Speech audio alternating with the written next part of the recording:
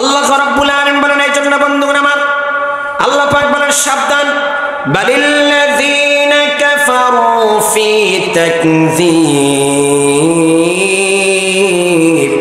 তোমাদের মধ্যে যে সকল রাসূলেরা যে দাওয়াত নিয়ে আসবে, যখনই কোনো দায়ী তোমাদেরকে দাওয়াত দিবে, যখনই কোনো আলেম তোমাদেরকে কোরআন থেকে দলিল দিয়ে কথা বলবে, তোমরা ওই কথাটাকে আঁকড়িয়ে ধরবে, জীবনের চাইতে বেশি মায়া করবে, ঠিক না? এখন দেখা যায় যদি কোনো আলেম কোরআন থেকে সত্য কথা বলে, যারা এই কোরআনের বিরুদ্ধে আছে এই সকল লোকগুলো তাদের উপরে খেপিয়ে যায়। আমি বলবো, বন্ধু আমরা তোমাদের দুশমন নয়, আমরা তোমাদের বন্ধু হই, ঠিক কিনা? আমরা তোমাদের বন্ধু, দুনিয়ার থেকে তোমাদেরকে জান্নাতের পথ দেখাইতে চাই। দুনিয়ার মধ্যে না বুঝার কারণে মানুষের তৈরি করা আইনের দিকে তোমরা দাবিত হচ্ছ। যেই লোকটি নামাজ পড়ে না, রোজা করে না, তার পক্ষে স্লোগান দিচ্ছ অমুক ভাইয়ের পবিত্র চরিত্র ফুলের মতো পবিত্র, নামাজ পড়ে না, এক তো গাঁজা খায়ও মাঝে মাঝে 5 ওয়াক্ত, আছে না নাই? কথা বলেন, আছে না নাই? এই যে স্লোগান দিচ্ছ, এটা তোমরা না বুঝার কারণে আল্লাহ বলছে না, কোনো মানুষের এইভাবে বলা ঠিক হবে না। একমাত্র পবিত্র হলো পবিত্র কোরআন। দা হোলি কোরআন ইজ দা মুসলিম, ঠিক না? মানুষের সবচেয়ে পবিত্র জিনিস যেটা, সেটা হচ্ছে কোরআন। এই কোরআনের মধ্যে কোনো মিথ্যার কোনো প্রশ্রয় আছে? আর সেই কোরআন পড়ানো হয় মুজিবিয়া হাফিজিয়া মাদ্রাসায়, ঠিক কিনা? এই কোরআন এই মাদ্রাসায় পড়া হয়। এই জন্য আমরা মাদ্রাসার প্রতি ভালোবাসা কমবে না বাড়বে? আরো কথা বলুন, বাড়বে না কমবে? মাদ্রাসার শিক্ষক যারা আছে, এই শিক্ষকদের প্রতি আমাদের সুন্দর আচরণ হবে না খারাপ আচরণ হবে? অনেক সময় দেখা যায় শিক্ষকদের প্রতি অনেকে রাগান্বিত হয়ে খারাপ আচরণ করে বসে। সাবধান, আল্লাহ তাআলা বলছেন 3 নম্বর কারণ তাদের উপরে, যেই 3 নম্বর কারণের কারণে তোমাদের উপরে গজব এসেছে, সেটা হচ্ছে যারা কোরআনের দায়ী তাদের সাথে বেয়াদবি করার কারণে।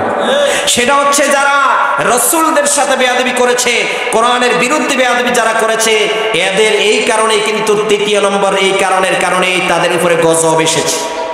তাদের উপরে কি এসেছে? কথা বলেন, গজব এসেছে। আমরা কি গজব আসতে চাই না শান্তি আনতে চাই? কারা কারা শান্তি আনতে চান? হাত তুলে আল্লাহকে দেখান, একটু স্লোগান দেন দেখি, লিল্লাহি আল্লাহ।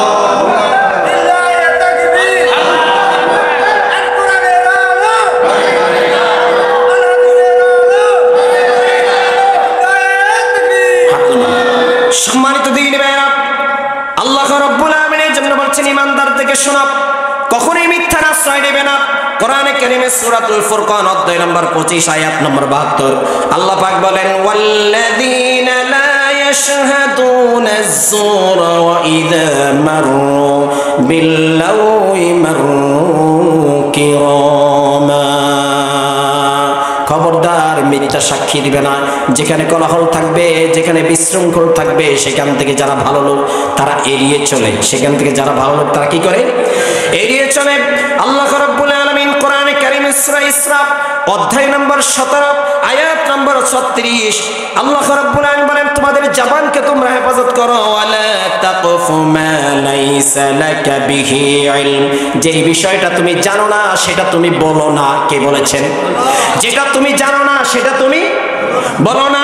কেননা ইন্নাস সামআ ওয়াল বাসারা ওয়াল ফুআদা কুল্লু উলাইকা কানা আনহু মাসউলা, নিশ্চয়ই তোমার শ্রবণ শক্তি, তোমার দৃষ্টি শক্তি, তোমার অন্তরের যা কিছু আছে এই বিষয়গুলো সম্পর্কে তোমাকে প্রশ্ন করা হবে। কে করবেন? আর যদি বলুন, এই জন্য যেটা শোনো নাই, যেটা দেখো নাই, আর যেটা তোমার অন্তরে বিশ্বাস তুমি করিও না, কেননা এটার ভিতরে মিথ্যা থাকতে পারে কি পারে না। এই জন্য অনেক সময় বলি, অমুকের কাছ থেকে শুনেছি অমুক ব্যক্তি এই কাজ করেছে, তাহলে বোঝা যায় এই কথা বলা যাবে। যেহেতু আমি দেখিও নাই, আমি শুনিও নাই, আমি সেটা জানিও নাই।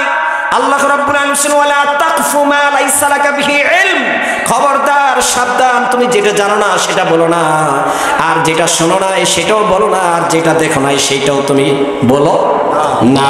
ওয়াল ফুআদা কুল্লু উলাইকা কানা আনহু মাসউলা।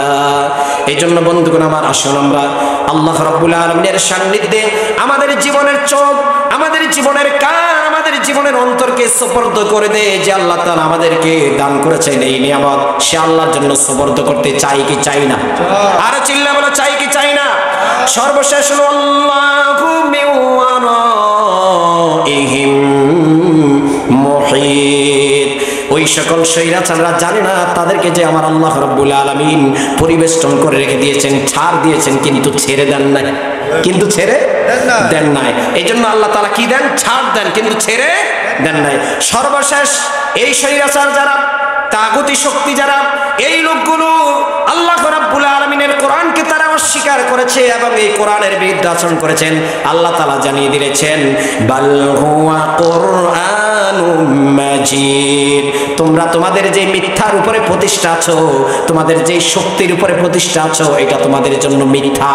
ফামা আল্লাহু লিয়াযলিমাহুম ওয়ালাকিন কানু আনফুসাহুম ইয়াযলিমুন।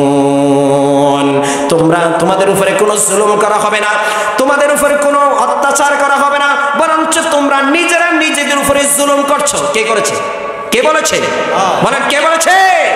সুতরাং ফিরে আসো, বাল হুয়া কুরআনুম মাজিদ, এই কোরআনের দিকে তোমরা ফিরে আসো, কেননা এই কোরআনটি আমি আল্লাহ রাব্বুল আলামিন সংরক্ষণ করেছি ফি লাউহিম মাহফুজ। আমার সেই সংরক্ষিত কোরআনের দিকে তোমরা ফিরে আসো, কারণ এই কিতাব দুনিয়ার কোনো নেতা লেখে নাই, এই কিতাব কোনো দুনিয়ার সাহিত্যিক বিজ্ঞানী তারা লেখে নাই। সুতরাং যেই মহান আল্লাহ রাব্বুল আলামিন আমাদেরকে সৃষ্টি করেছেন, ওই মহান আল্লাহ রাব্বুল আলামিন আমাদের পথ চলার জন্য কোরআন নাজিল করেছেন, ঠিক কি না? এই জন্য আমরা কোরআনের পক্ষে থাকতে চাই কি চাই না?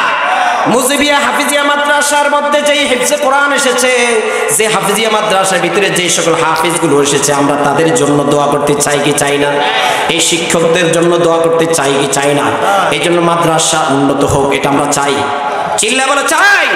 শিক্ষকদের সাথে ভালো আচরণ রেখে, সুসম্পর্ক রেখে আপনারা আমার সন্তানগুলোকে কোরআনের শিক্ষায় শিক্ষিত করতে পারলেই পরকালে আল্লাহর জান্নাত আছে না নাই? কারণ এই পৃথিবীর ভিতরে যত কিতাব আছে, এই সকল কিতাবগুলো মানুষের লিখিত তৈরি, কিন্তু একমাত্র অনলি ওয়ান দা হোলি কোরআন, এটা একমাত্র কার লেখা? এটা কার প্রেরিত কোরআন? আল্লাহ। এই জন্য আসুন